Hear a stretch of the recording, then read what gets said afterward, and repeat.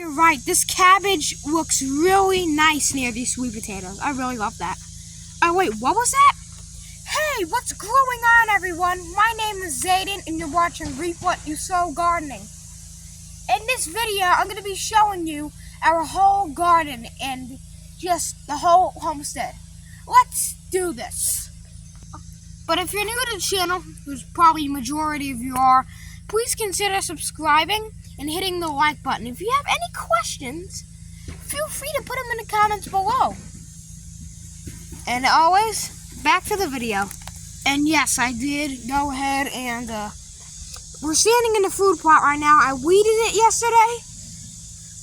And guess what? I filled up 2 trash cans that the city of Greensboro takes out.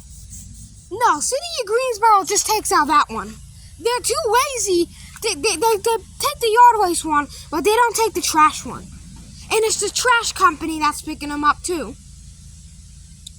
I don't know what's happening in Greensboro. Get your act together, or else I'm gonna lose it. Crikey. Yeah, so we're in the food plot. It looks really good. Maybe one day I'll put some, not rhinestone. That's artificial. I'm gonna put probably some limestone down here, because it might look better with a lime in the garden, because everyone I see on YouTube has a lime in their garden. It just makes it look like a Disney film.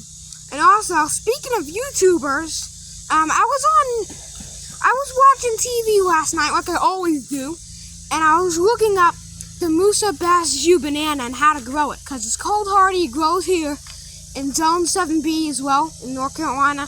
There are some dwarf bananas I think that grow in Zone 7B. And yes, I can grow them in the greenhouse, but then I'll overwinter them, which is completely fine. It doesn't bother me at all. But I was looking on the YouTube, and I saw this Indian or Hindi channel talking about how to grow a banana from the banana. You put the banana in the pot, you put it with soil in the pot, and then it's supposed to magically grow a tree. Come on, and then I got millions of views for bull crap like that. I mean, I would probably get 10 quadrillion views on showing how to keep a rock for your pet. Alright? That's just weird. You can't grow it from that, number one. Number two, it doesn't have seeds in the cabbages because they're bred out. Number three, you would have to go in the wild to find a banana with seeds, which is probably pretty rare. And number four, I don't know why people fall for this. This world is getting so misled. It's just everyone's getting so gullible and just say, oh, okay, I'll do this. I mean, it's just horrible. But yeah, over here I put bricks around our golden bantam corn because I want to put soil in there, and because they're making brace roots. And that's the male stalk. That's a male stalk. We have to clip some of the other corn over here. But the best corn that's growing, I'd say, is this stalk, that corn over there, that corn over there, and that corn over there. They're doing great. And then we have sweet potatoes and cabbage over here, which looks nice. We got Buddy Wilson. He's not the Wilson from Castaway, but he's Wilson's cousin, nonetheless. And we got sunflowers and tomatoes over there. We got a bean plant, which I don't know what type of bean it is, but it's just really heavy vine. I think it's a pinto. I don't know. And we got tomatoes, which look nice. They're everywhere. We planted squash and more beans and corn. And you see this, more tomatoes. Wow, that looks nice. And we got bell peppers, and we got pumpkins, and then I think banana peppers, which are sweet, and then we got the plum tree. What else? We got beautiful tomatoes, which these are the German Queens. And look at that. We got beautiful pumpkins. And I think there's a persimmon growing in there. The snapdragons never stop flowering. They won't stop flowering, ever. And this is our beefsteak tomato heaven. Now, literally every day, they're just pumping out more growth. I watched Daisy Creek Farms video yesterday. He said, what you want to do to make homemade irrigation is you cut the top off of a milk jug. This is sweet tea. I'm hacking the system. And you put water in it, and you poke a little hole in the bottom, and then you put it by your plant, and it waters the plant. Yeah, that did work actually pretty good. Yeah, that worked great. And I see that the tomatoes are getting a little bigger because that water was just trickling, and they suck it up better than just have it just go down to the bottom of the pot, which we all don't want. Let's show you the pumpkin patch. There's really not really anything to see in the pumpkin patch, except for a couple pumpkins that are flowering, and then they're just like saying they only live once. And yes, they do only live once, and they're not gonna live, I don't think, anymore. But yeah, this is our jack-o'-lantern pumpkin. And if you're wondering, hey Zayden, you carve pumpkins for Halloween? How cool! No, I don't. I don't celebrate Halloween, and I do not endorse it. I don't like it. But I found this at a hippie party that was at the playground, I think last year, and the pumpkin seedlings sprouted now.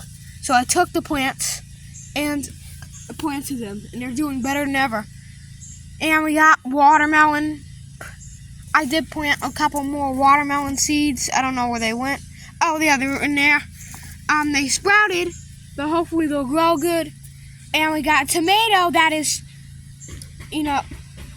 trying to mess with the pumpkin. But I was going to say, no, because the pumpkin is trying to choke the tomato out. Which is survival of the fittest. And we got a bell pepper plant that's in here. It's just so much. So much. The greenhouse has to have another little rope on it to keep it locked. But yeah, that's the pumpkin. I got little bite marks from a rat, so I put this window screen over it. Ever since, it's been doing good. And there's a nice little pumpkin vine. That's nice. And a cucumber. If you hear my voice going like that, like this, if you can hear the tone in it, that's because of my Tourette's is kicking in. And I'm so sick and tired of it. I'm so sick of it. It's just, I want to scream. And it smells like someone took a dump in here and they died. What is that disgusting smell? It's something to do with the moisture because it freaking stinks in here. It stunk in here last time. Maybe I left the door open, so maybe someone went in here and farted, But, oh God, it stinks. So this is our cucumber vine. And if you think that you can't grow cucumbers because you'll only make one cucumber, if someone told you that, which is stupid, but look at this. I got, this is the National Picklings from, survivalseeds.com. This is 1, 2, what is this one at? There's a 3, 4, 5, 6, there's a 7th one down there, 8, 9 and 10 back there, 11, 12, 13, 14, 15, 16, 17, 18, 19, 20, 21, there's a 22, 23, and 24 all the way back there as well. And I believe, where's that other one? 25 cucumbers all in one greenhouse. You can't beat that. And the tomatoes are like freaking, wow, they're so big. I don't know if I should top them or just let them grow, but they got pretty good fruit. I never ate the that's how weird this is. I just bumped the tomato and it fell off. So guys, please tell me what the crap is going on with my tomatoes, because I don't know. I'm gonna have to hang this one on here so ripen or something. Yeah, then we got yellow pear tomatoes, and they look nice. I love them. I love them so. And literally every time they flower, they make tomatoes, and they're everywhere. They're just growing like mad. We got strawberries that are making again, and that orange thing back there is not the tomato. We got some broccoli back there. I never even knew. We got strawberries and blackberries, more tomatoes, which are for sale. $5 a pot for tomatoes. And this is our pineapple plant, zucchini. And I think we planted some type of, I don't know what we planted in there, but we got apricots, apples, and it looks like a papaya tree.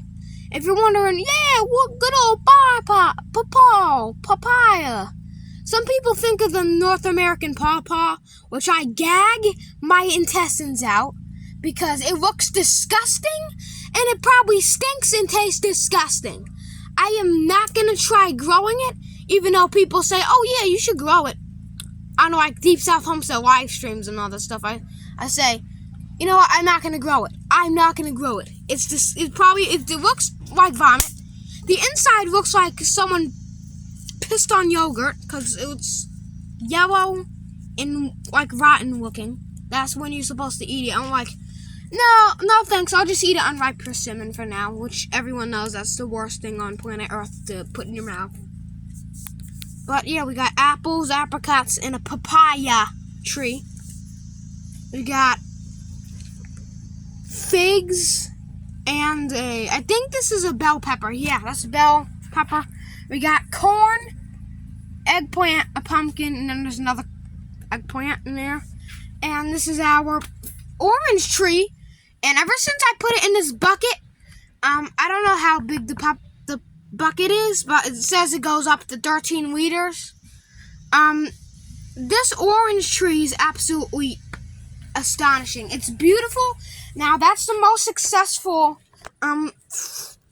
fruit tree from seed I've ever grew. Yep, that is growing good. And let's go ahead to the melon patch. And you can see that the melon patch, it has to be watered today. I didn't plant anything yet, but it's still dry. I gotta water it. I gotta get front tires for my farm. So that's, I gotta make money today too. So that's when I make money, and then I get front tires, so then I can plant the melons, because I can't wait any longer. I mean, it's almost August, so what am I gonna do? So as always, I hope you enjoyed this video. If you did, give it a great melon thumbs up. Share this video around. Make sure you subscribe if you haven't already. That helps me heaps. Thanks for watching, and keep on sowing.